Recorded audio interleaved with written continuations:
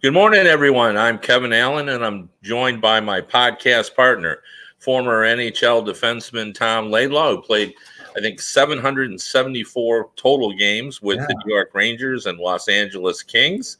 And this is the Laidlaw and Allen Report. We come to you twice a week, Mondays and Wednesdays, to talk all things hockey. And Tom, we're in, I think, day 19 without hockey, and no end in sight in terms of relief from the virus, and our president has said that we're on lockdown through April. And here's my question to you, because I've been thinking about this. You know, at some point, this will subside, and we'll see the numbers start to go down. But it won't be totally eradicated. There'll be some stuff kind of hanging out there. And here's my question. You know, we know from dealing with lockouts and the lost season that fans come back. You know, they're excited, they want to be, but this is a different ball game. So when this is done, like if we decide, okay, relaxed, go about and live your life, how confident are you going to be to going to the gym like you always have, where there's going to be a lot of people? That's a petri dish, the gym where you go. Going to a movie theater, you're not probably a big movie goer, but going to a hockey game where there's going to be thousands of people. Like, are you going to be able just to flick that switch and live your life like nobody next to you is infected? Yeah, that's a great question. So, like, all of a sudden, the government says, "Okay, go about your business." Well, I have thought that quite a bit, like in a lot of different ways too, because they say, "Okay, now it's till the end of April." Well, the New York area, California, places like that, now New Orleans is getting hit. But there's other parts of the country that haven't really maybe got it full on yet. And I hate to say this, but in all likelihood, they will. So just because it may, the numbers will go down maybe in a place like New York, they may go up in other places. So just because they say, all right, you're all right to go out. Yeah, I don't know. I've gotten so used to now being so cautious about what I do. I don't go out. I don't go places where there are other people right now. If I do go out for a long walk or whatever, if two people are walking down the sidewalk, if I see somebody coming, I walk out onto the street. We nod at each other. So those things are now becoming the norm. I was listening to a radio show this morning. They were talking about that. Do we start to wear masks all the time now, like they do in other countries? Yeah. Yeah, it's going to be. I mean, I'm going to guess that we're going to eventually get past it all, and I hate to say it, we almost kind of forget about it and move on. But I remember after 9/11, how we thought the world was going to change and how terrible that was. But eventually, we just got on with our lives again. So I would assume the same thing's going to happen. But I have thought a lot about it. What is the timing of any sports league getting going again now? Because to me, it's that different parts of the country are getting hit at different times. So I just think it's going to be a while before we can get back to normal. Yeah. And to be honest, I don't even know that if we can compare 9/11 and to this, simply because, after 9/11, we were worried about an enemy. Now, we didn't quite know who the enemy was. Yeah. But we sort of knew what to look for. I mean, I think, the old see something, say something thing. Yeah. We were all a little more vigilant, and, that had a lasting impact. I mean, we can't go into stadiums now, willy nilly. We got to go through security, and they got to make sure, and they're watching and paying attention. And I think we all were. But I think that was a little bit different. Like, you could have said to yourself, well, I'll keep an eye out, and I'll be a little more careful, and I'll watch where I'm going. Now we've learned over the last, month and a half or a month anyway, to look at everyone as someone who potentially can be hostile to us, not by design, but by not knowing that they were carrying this disease.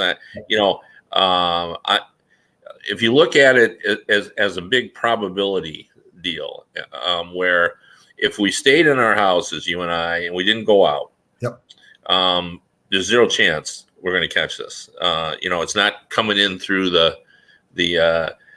But is it, for disagree? Is it though? I mean, how do we get our food? Well, that's I'm going to get to that. Okay. So, but if we could stay here, then we'd have zero chance. Yeah, I think we all agree with that. Yep. So each time we have to go out Right. to get food, we increase our odds. Now, in some cases, like when you're walking and you're staying away from people, I would say that that's not likely that you're going to catch it that way. I'd say it's highly unlikely. However, it's not zero. Yep. Where if you stayed in your house and you didn't see any other person. So, we've all sort of learned to sort of calculate this, but, you go to the store and that's probably a more hazardous place for us because we've got to touch carts or we've got to pick the food up. Yeah. And we don't know who's handled it and what kind of susceptibility we have. And we've washed our hands several times, but did we miss anything? Did we only go 19 seconds instead of 20? I mean, my point of all this is that we've accepted limited risk, but we don't want much risk. Yeah. So that's the key thing. We're all sort of watching what we're doing. Now, all of a sudden, this is going to dissipate, and we're all going to be able to watch the numbers on television. We're going to see them. They're going to go down, and fewer people are going to die, and the harrowing stories and that we keep hearing are going to get a little bit better. But I don't know that they're going to grind down to zero, are they? Totally. Yeah. Yeah. So what happens? Will we accept that risk? I'm not sure we will. Like, I'm not sure that I'm going to want to walk out. If we say, okay, we think that the worst of it is over, and, as George Bush says, go about and do your business after 9/11. Yeah. I don't know if we're going to feel comfortable. I'm a movie guy. I wasn't much of a movie guy in the, probably last 5 years of my career, but since I've become unemployed in terms of losing my thing, I was starting to go to the movies again. Sure. And, am I going to want to go to the movies and, sit next to a guy? I don't know.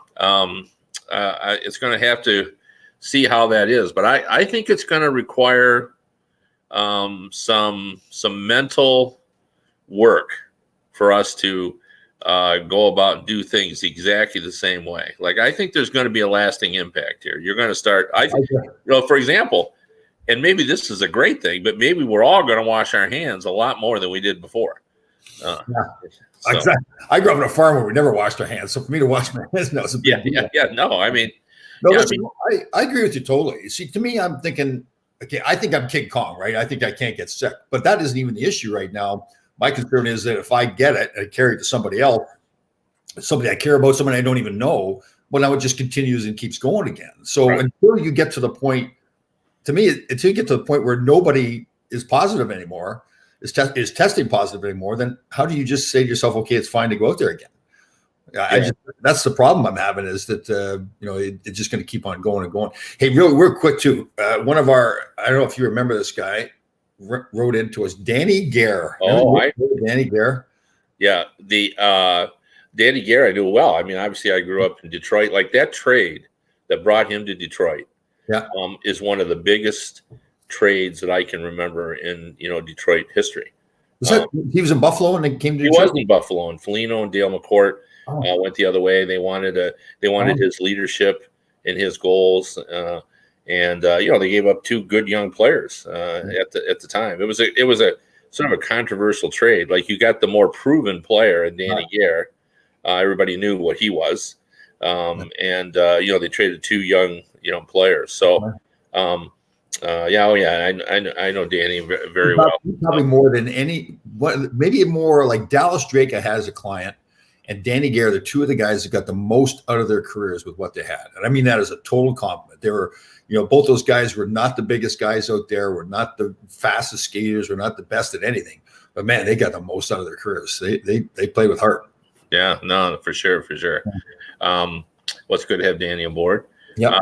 But going back to what I said, I do think we're all just going to be changed by this, just on how we how we view it. And but I think it's almost sad that we have to look upon, like, my wife is a hugger, like, and I'll give you an example of this. I always joke with her. I've covered the league for so long. I know Gary Bettman reasonably well, and we've been at social occasions, the Hall of Fame. And when my wife sees Gary Bettman, she's a hugger. She hugs Gary Bettman. Right. Now, I don't know whether people walk up and hug Gary Bettman, but probably not very often. That's true. You know, but my wife hugged him. She's a big hugger. Now, she's not here. She's actually at our lake house, secluded there because she had to go up and take care of something. But so I'd ask her, but it's just going to change her. You know, she hugs most of all of her friends when she meets them. Would she hug Barry Trotz too? Like she probably has she hugged Barry Trotz ever? Well, she has not hugged Barry Trotz, but I'm pretty sure she would. Right. So you know. You have to change it. I mean, I know how much you love your wife and your family. You got to be saying to her, honey, those days has got to stop. I mean, it's just you just never know, and it isn't necessarily even that person that you hug is sick. Maybe he or she is carrying the virus too. That's my concern.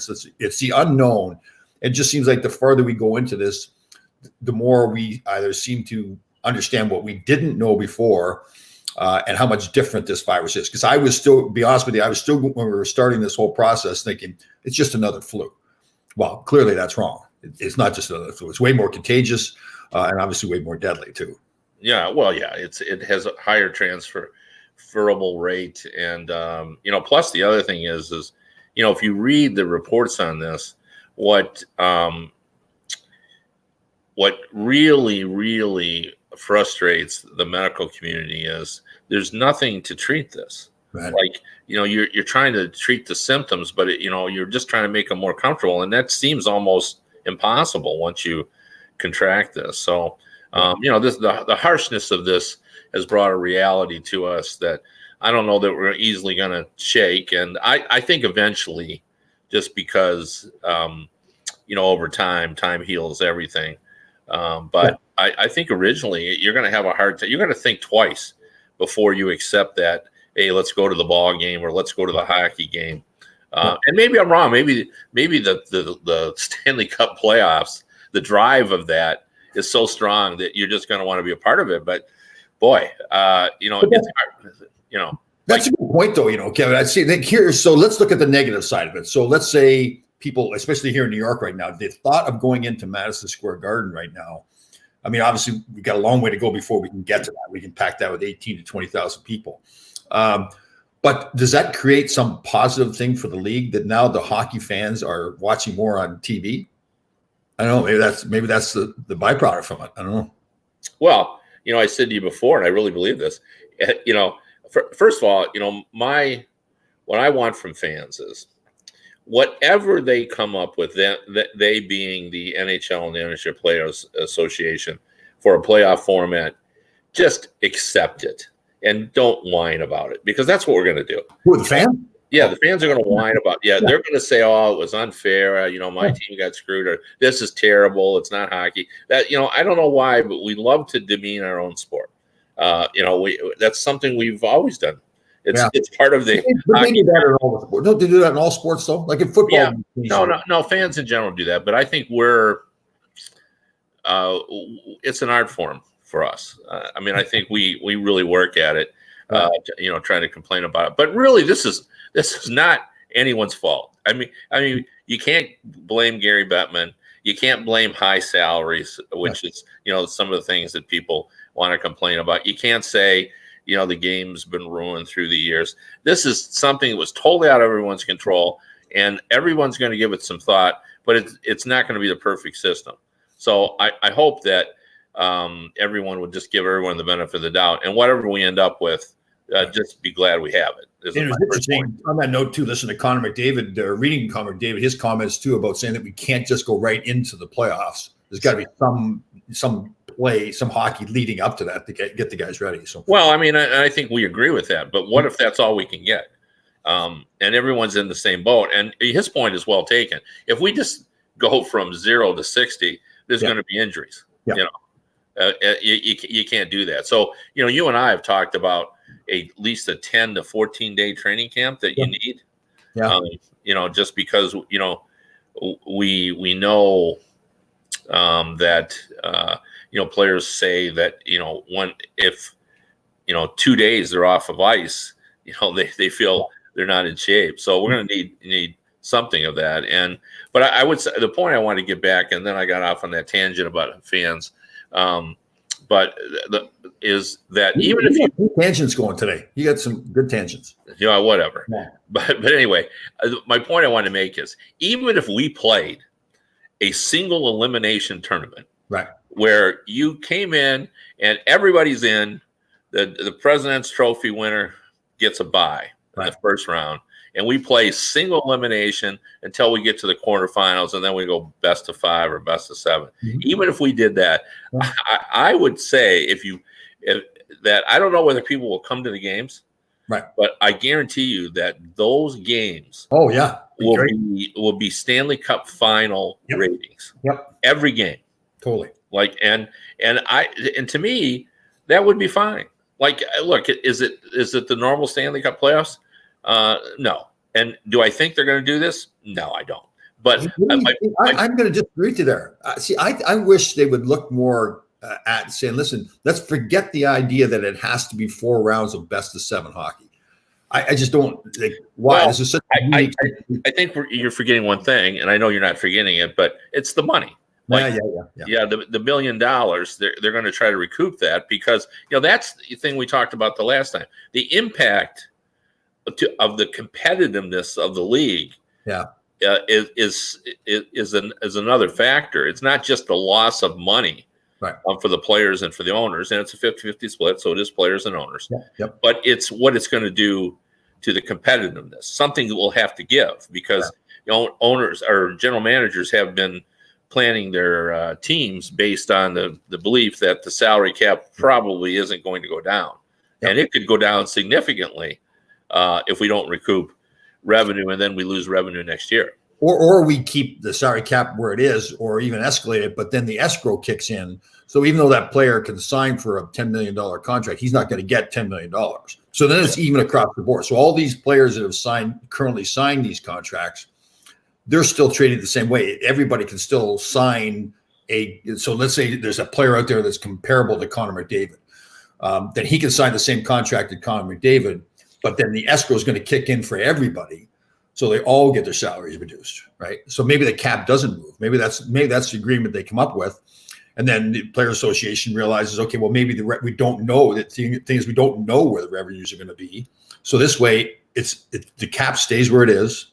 And everybody's protected. The owners are protected. The players are still, instead of taking a voluntary drop in pay, there's the escrow system that kicks in there, and then that floats up and down based on where the revenues actually go. Yeah. No.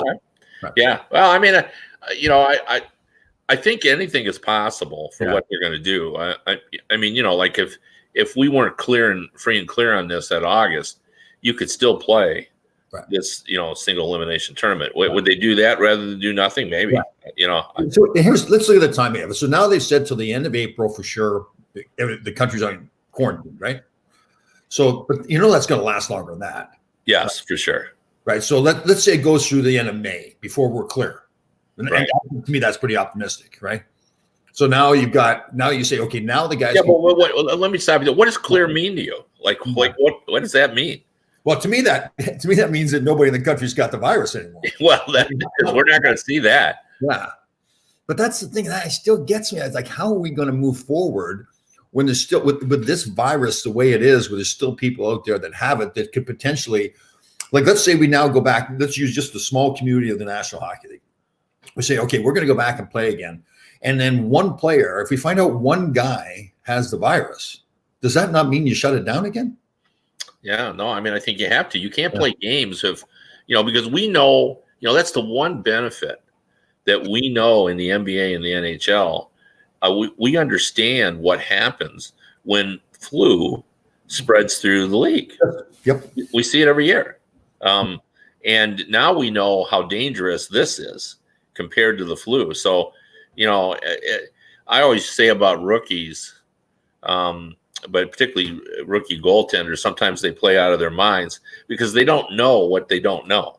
Like they're playing on instincts, they're playing on their reactions, adrenaline, and then like they have a great year, like Bennington had a great season. He's not thinking about it; he's just doing it. And then in the off season, he draws a breath and goes, "Oh my gosh." Wow, it was much harder than I thought it was going to be. And then you think about it, and it's harder the next year. Well, that's where we are with regard to, a lot of things we didn't know. And all these the people who are in danger here. That's me and you, Tom, and Danny Gare, and other people like, those are the people where we're going to say, well, they're the older folks. So what? What'd you say? Older folks?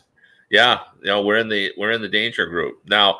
Statistically, I mean, you can, we all mitigate, in our own minds. Like you tell yourself, look, I work out, I'm on top of the hill, and you feel like I never get sick, blah blah blah. But statistically, if you enter a hospital, they're going to keep an eye on you.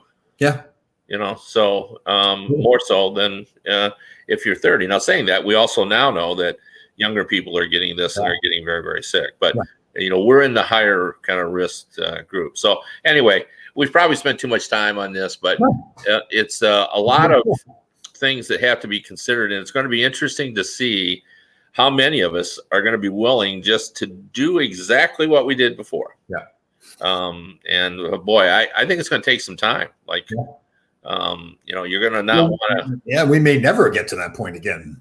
Well, I think we will eventually, but I don't think it's going to happen right away. But will they ever get it totally under control? Where, I mean, once the virus is out there. Well, for one thing, a lot of people are going to get it, and if they don't know for sure, but they're assuming it works like the flu, so you'll be immune to it. Right. The next time, and at some point, I would say starting the next January, I would think from that point over the next 6 months, we should have a vaccine. And I don't know about you, but I'll be first in line to take it because I don't want to kind of deal with that. But yeah, I agree. It's like I had shingles last a year ago, this past January or December, and there's a vaccine for shingles, but I still haven't got it yet. So it shows how, and shingles is nasty. I don't know if you ever had shingles. I know all about it. And I took the vaccine. I've never had it, but I'm aware of it. And my doctor, all he did was explain it to me. Yeah. And that was enough for me. I got the vaccine. Well, and the thing with shingles too, it just lasts for months. So it was it was nasty. But there's my mindset. I've had it. I know how bad it was, but I still haven't got the vaccine. That's insane because your percentage to get it isn't that high. Yeah. But you don't know if if you got the winning lottery ticket, you don't want to deal with that. And I've heard the horror stories.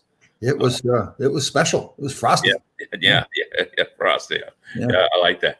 I wanted to bring up first of all, let's just real quick. What are you doing now to entertain yourself that you weren't doing before? Like, lots of walking. So my morning march, where I'm out the door at 4:00. Like normally I'd go out for 30 minutes and usually get around 2 miles in. But we more than doubled that now, and that keeps increasing all the time. It's just I find I need to get like that exercise in. I need to burn the calories and everything. I'd rather not be doing it during the day, especially on nice days, because now we're getting bigger crowds outside. So it's getting tougher and tougher to stay away from people. So more walking, and more reading and more research too. I've always been healthy, and I've always known the benefits of things like quinoa and chia seeds and everything. But now I'm turning into this guy where I've got the YouTube going. And I'm seeing how chia seeds, and I guess a lot of people already knew this. You should put them in water, let them soak. They create this kind of a gel. You can put them into all different kinds of foods. So I'm trying to take advantage of the time off to really learn a lot more about the life I'm leading, that true grit life, about exercise and rest and sleep, and particularly diet. We've got some cooking videos that we've got out there. We've seen the cooking videos. We've got a whole bunch of people coming by joining us. So it's joining us virtually, not with us together. Right. Yeah. I looked at one of your cooking things, and I was sort of fascinated by your turkey sauce, which to me just looks like the start of ground turkey spaghetti. And I know I assume you think pasta is evil, satanic. No, there's a lot of good pastas out there. So I use chickpea pasta. It's made from chickpeas. Yeah. Okay. So so regular pasta is evil. Yeah, it's we try to avoid it as much as possible. Yes. Yeah, I just assumed that because my wife is like that too. She, you're not really eating pasta with her. You're eating chickpeas or made out of something other than dough. I actually even have my own pasta maker. Yeah. So that's another when you have your own pasta maker. I'm learning to make my own sushi too. So that's another thing we're working on. Yeah. Are you a big sushi fan? I love sushi. Yes. Yeah. Yeah, I do too. Yeah. Now what do you think the players are doing now? Now, you've been retired a long time now. You're beyond 60. Your habits are far different. If you're Connor McDavid, Sidney Crosby, Giordano, what are you doing now? What do you think they're doing? Well, the fitness has got to be the big thing for them to maintain. Now, I don't know the access they have to regular gyms that they could go to. We talked about this before. Probably a lot of the players, the older players in particular, would have gyms in their home. But they've been ordered to stay in their homes and stay away from everybody else. So I don't think that they would be allowed or even want to go into a gym someplace unless they had their own gym that nobody else was going to use. I guess they could. So the fitness would be the big issue. But even a lot of these guys, I'm assuming that a lot of these guys can cook on their own, but usually they have people coming in and making meals for them so that their diets are nailed down as well. So it's going to be the fitness, it's the diet. And it's just, to me, the biggest thing would be like, okay, this was nice. I had a little break here for 3 or 4 days or maybe even a week. But now it's been what, 19 days without us playing. And now we're looking at another 30 days before you even think about when we're going to play again. So to me, it's the mental part of it. What am I going to do with my time? I have seen a couple, I guess we kind of need the funny videos. Stu Grimson, our friend Stu Grimson and his wife posted a very funny video where they're stuck at home. You can tell that they've been together for quite a few days now. She was a little bit annoyed. Everybody should watch it. If you go to Facebook, it's hilarious. On Stu Grimson's page. She was a little bit annoyed because I guess at the same day, the same time, he makes the same salad in the same bowl, and it's this metal bowl. And she's trying to work, and she can hear the noise all over the house. So it's pretty funny how she's on him about the salad, and he goes through the whole process explaining how he has to pepper every layer of the salad. So he peppers the top, he eats a layer, pepper in the next layer. She's following around with the camera, and apparently he's got no pants on at one point because they're at home trying to work. So it's a funny video. Everybody should watch it. Yeah, she calls it the loud salad. The loud salad, yes. Yeah, and it is amazingly well done. She clearly has a great sense of humor. And I did Stu Grimson's book with him, so I know Stu very well. Yeah. And he's quite articulate, tremendous sense of humor himself. So I would suspect there was some equal participation in the planning of this video with our good friend Stu Grimson. But this is what I would say. I mean, you gave me what to me sounds like a good PR version of what players are doing. Right. But I'm going to, just because, I've talked to so many players, I'm guessing what they're doing to stay occupied is video games. Yeah, they do that now. Yeah, video games, working out. Yeah. Action movies. They'll be watching action movies. They'll be catching up on the movies that they how many times do you think the players in total have watched Slapshot during this time? Yeah, I would say that's been viewed. There's 700 players in the league. I would say at least 200 of the players have watched Slapshot because they always list that among their favorite movies. And then the other thing I'm reasonably sure they're doing is they're on social media. Because several of them have made public service messages, and some of them have kind of talked about what they are doing and made pleas for charities and make sure everybody stays in. So they have done some good things as well. But those are the things that I think players would be doing. I'm not sure it was in that order, but working out, playing video games, action movies, and then on social media. But guys like, Sidney Crosby doesn't have his an account that says Sidney Crosby. Oh, but he has an account. Oh, doesn't he? Yeah, he never revealed it to anybody, but I know. Yeah, he's told me that he has an account, but you wouldn't recognize it. The whole video game thing. I know it's a different time, different culture, different games. But man, that was not something we ever did. We did not sit around and play video games. Yeah. Well, I mean, the big thing now, like any of the older players, I'm sure they're playing board games with their kids. Yeah. Because, I mean, I've seen that on social media. Like they're making a comeback because people are sitting around. You're kind of stuck. And it's funny. So I have a lake house, and when you go up there and you're kind of hanging out and you're on the lake and it's nighttime and stuff. I mean, suddenly board games comes out. I don't know why, but they sort of fit with that. You're making me think too. It was Saturday night. I think it was Saturday night. I watched Hacksaw Ridge and Rocky, #1 Rocky, back to back. Quite a double feature. I was ready to do about 1,000 push-ups after watching those two movies back to back. You seen Hacksaw Ridge? Oh yeah, great movie. Great movie. Something occurred to that though. I brought this up too. I have a cousin who was a sergeant major, and now if you reach that rank, you are an exceptional soldier. Yeah.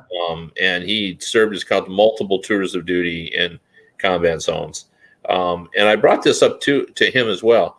I've noticed in recent years, and I don't know whether when it started, but in the old days when you saw a war movie, you didn't see any like we didn't execute prisoners.